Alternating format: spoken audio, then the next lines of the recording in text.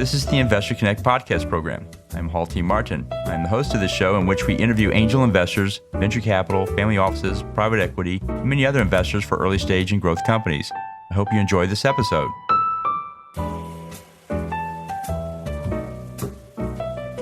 Interested in learning more about investing in startups, launching a new startup and need to raise funding? The Startup Funding Espresso is a daily podcast in a short, concise format delivered to your inbox every day, Monday through Friday. In the time it takes to drink an espresso, you can learn about startup funding. To subscribe, go to investorconnect.org and put your email into the pop-up box.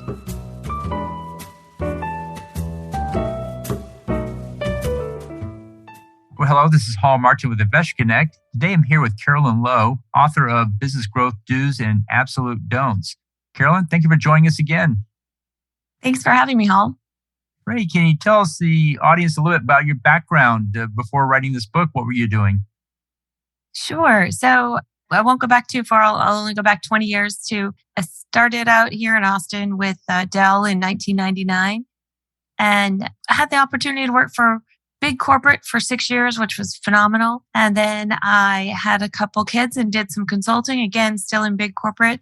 And then I took a smaller role with a smaller company in Austin, a mom and baby brand, and found that really was my passion, was growing things and helping these amazing founders grow through marketing and e-commerce and marketplaces like Amazon and now Walmart. And so about 6 years ago, I started ROI Swift so I could help more than one of these amazing emerging brands.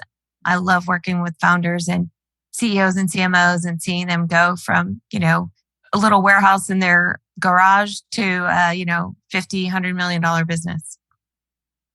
Great. So what inspired you to write this book in this time? Good question. I think what had inspired me is I had been on some podcasts talking about e-commerce and Amazon. And every time I finished one, someone would say, you should write a book. And I decided that having the same conversation over and over with CEOs and founders and CMOs, I figured I could help more people just by writing it all down rather than, having one-off conversations with 1,000 brands. Right. So tell us more about the book and what it describes. Well, I like to take some time and talk about failures. I think, we always say you learn more from your failures than from your successes. And, if life was easy, it wouldn't be worth living it. And so over the last 20 years, I've seen some epic failures and some epic successes. So there's everything from my work with Dell, and I started the Dell and Costco consumer relationship, and then did some work with their amazing culture, and then also did some work with some other not so amazing cultures. And so I learned a lot during that time. And when I started my business, the thing that I was pretty sure of is that I wanted to take all the good stuff I had learned and not replicate any of the bad stuff. So believe it or not, the beginning of the book talks about building the right team and having the right values. And I've seen so many companies right now have to go through this almost metamorphosis as they're like trying to change values when they realize they've got a bunch of jerks working at the company. So really the first part of any successful business is just who's on your team. And so I talk a little bit about that, about culture, about what companies reward, and what companies reward and value a lot of times, determines that behavior. Great. And so who is the primary audience for it? Who are you targeting with this? Yeah, great question. So most of the folks that will get a lot of value out of this are anybody in the $0 to $50 million annual revenue space. These are companies that have built up. It's really hard to, as you can imagine, and to go back and change corporate culture. You see the airlines trying to do it, right? They're not necessarily the best values, right? There's some airlines that I've flown over 1 million miles with that treat me worse than other airlines who don't even know who I am. So I really think it's hard to go back and change corporate culture when they're that big, the Fortune 500s. So this book is really intended for people to get it right from the get-go. So it's really intended for those less than $100 small, medium, emerging businesses. And can anybody else benefit from it? Big corporation or others? Yes, definitely. I think one of the things that I did that I had the pleasure of meeting the executives at Costco, the CEO and the COO at the time. And I was so impressed with their culture. So I think big companies can still learn a lot. I just think it takes a longer time to turn their ship around than it does a more nimble, smaller company. But absolutely, I love Costco's values. It's amazing that taking care of their customers and taking care of their employees is above shareholder value and their values. And so that means a lot. And I love their mentality that if we take care of our customers and we take care of our employees, we will deliver shareholder value. And a lot of companies really focus on shareholders first and everything else below that. So I think that's a great lesson that big companies can learn from another big company like Costco. Great. And so when you wrote the book, what surprised you the most? What surprised me the most is that I could actually do it. I'm not, uh, I'm really great at sprints. Writing a book is a little bit of a marathon.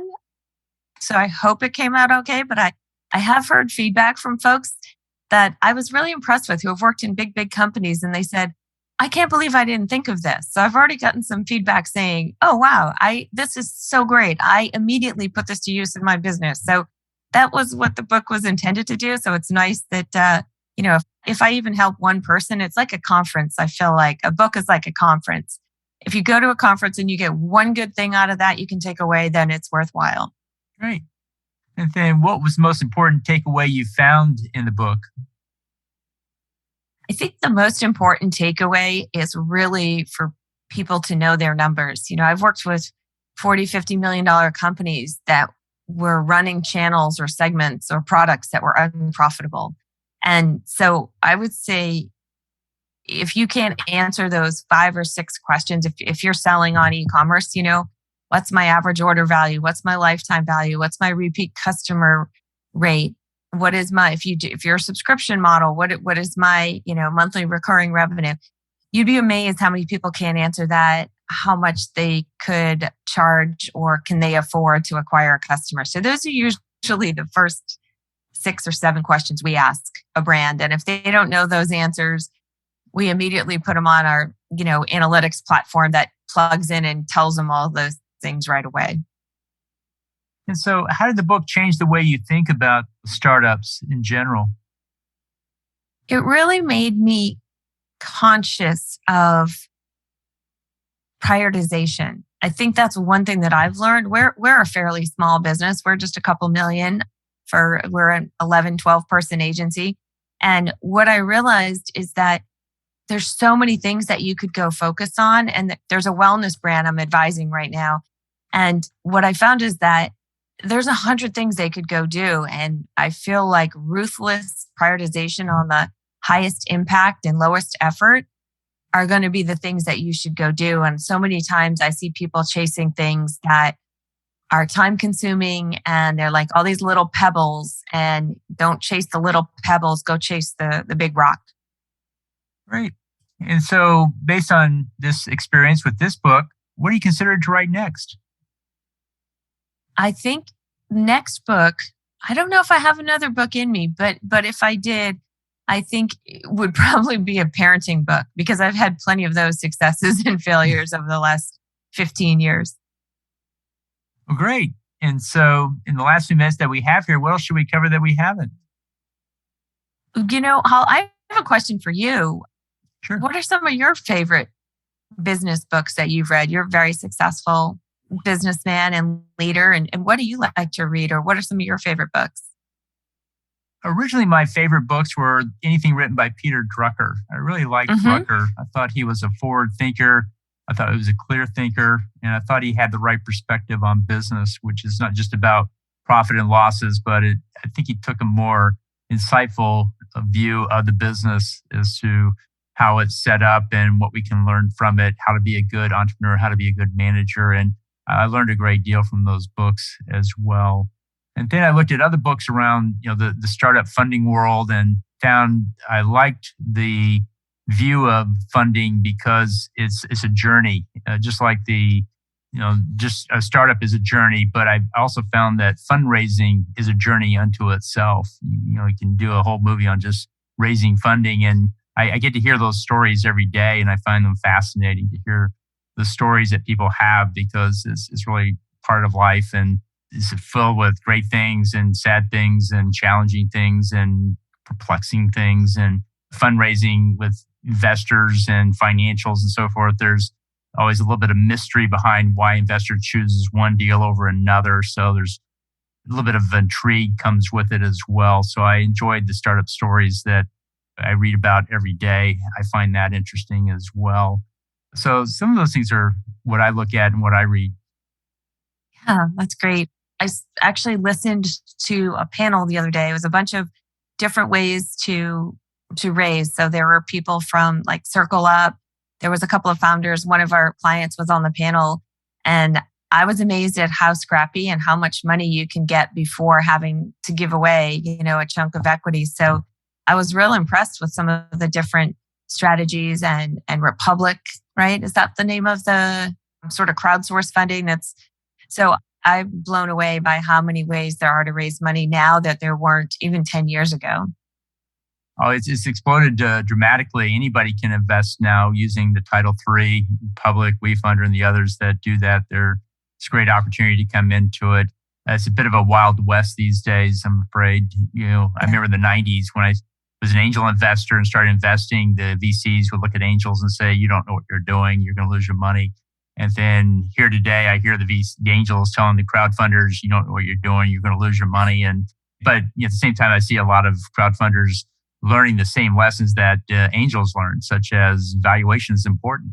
Getting the number right is the difference between making a return and not making a return. And it's interesting in this startup world is we're all the time relearning what we already know. When I started Angel Networks, I asked the previous leader, what would you wish you had done differently? And she said, I wish I had put in more institutional knowledge because I saw angel investors coming in, they were new and they were just learning. And after a while, they would figure it out. And by the time they had it kind of figured out, they were retiring or moving on. And then here comes the next group doing the same cycle all over again. So it's not about learning. It's just about relearning is what we end up doing in the startup world, I think. Yes, definitely. Thank you. That's really helpful. Great.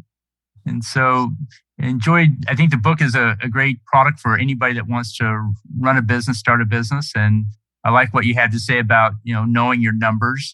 I see many companies coming in and they don't quite know their numbers. And, the kiss of death for a CEO says, I don't know, but just ask my CFO, he'll tell you. Well, that's not the right answer in the startup world for sure. You have to really know your numbers and own them too as well. And we see a lot of companies now coming in as impact companies. We did a panel the other day where it's every year there's more and more, a greater percentage of the startups are impact companies. They're going to do more than just return money to the investor. They're going to also provide some environmental, social, or governance impact. And the question I always ask them is, what's your number? And they say, what do you mean? Well, you have an impact. What's your impact metric? How much good are you doing for each dollar invested or each dollar of revenue or what have you? How many students are graduating? How many bottles of water are being pulled out of the waste stream? You're doing some great things here, but if you can put a number on it, you get credit for it. If you can't put a number on it, investors don't quite know what to do with that.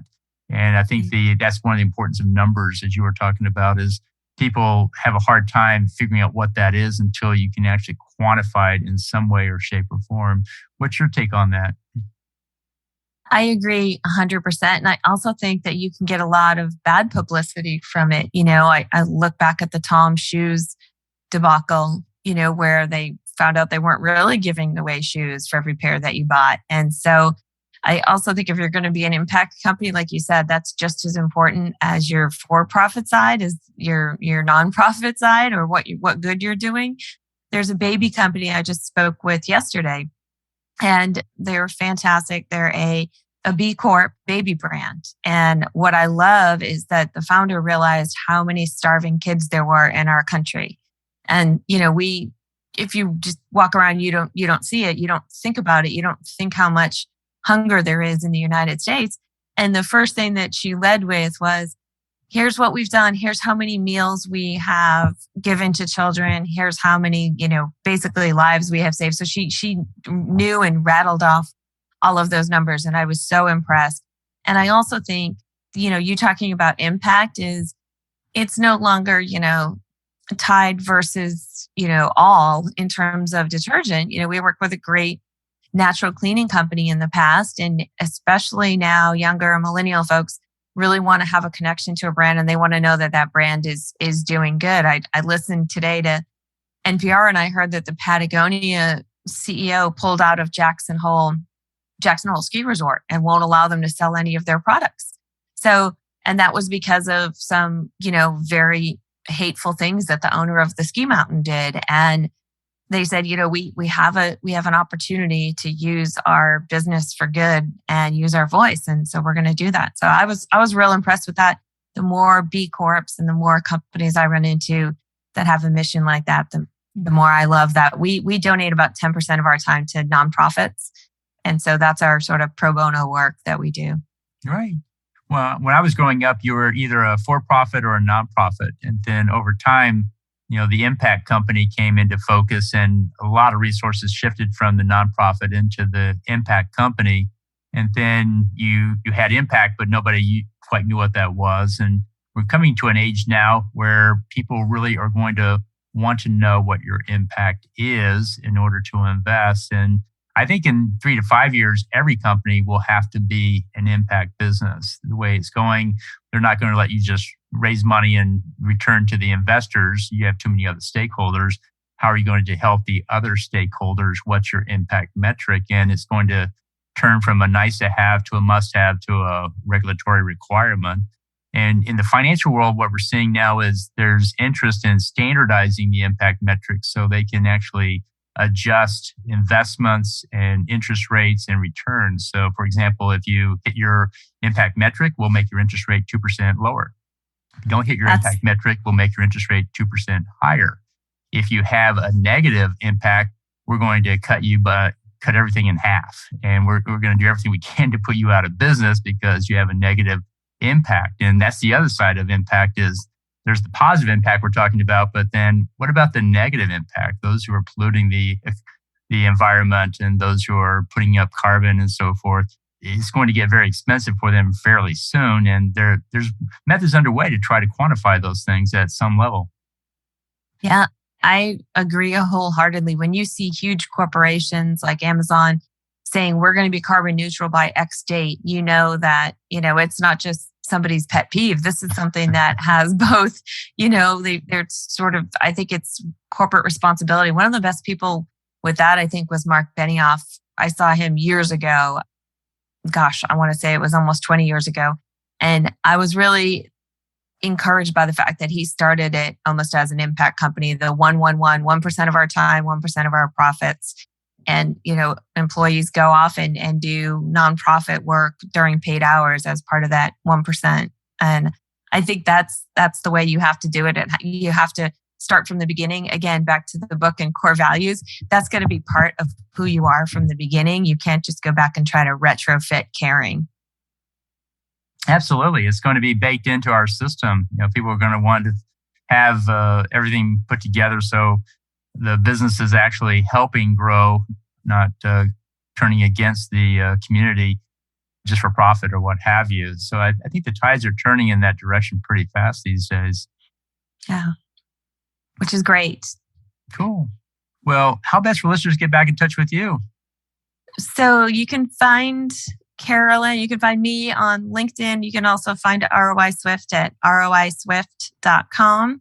Don't judge us by our website. As you may have heard in the past, we spend all our time working on our clients instead of on ourselves. So, but yeah, definitely get in touch. And if there's any way that I or the company can help you as a founder or as someone who's struggling to know their numbers or may not know the right questions to ask. So we are happy to point you in the right direction. Great. We'll put that in the show notes. I want to thank you for joining us today and hope to have you back for a follow-up soon. Thanks for having me, Hall. Investor Connect helps investors interested in startup funding. In this podcast series, experienced investors share their experience and advice. You can learn more at investorconnect.org. Paul T. Martin is the director of Investor Connect, which is a 501c3 nonprofit dedicated to the education of investors for early-stage funding. All opinions expressed by Hall and podcast guests are solely their own opinions and do not reflect the opinion of Investor Connect. This podcast is for informational purposes only and should not be relied upon as a basis for investment decisions.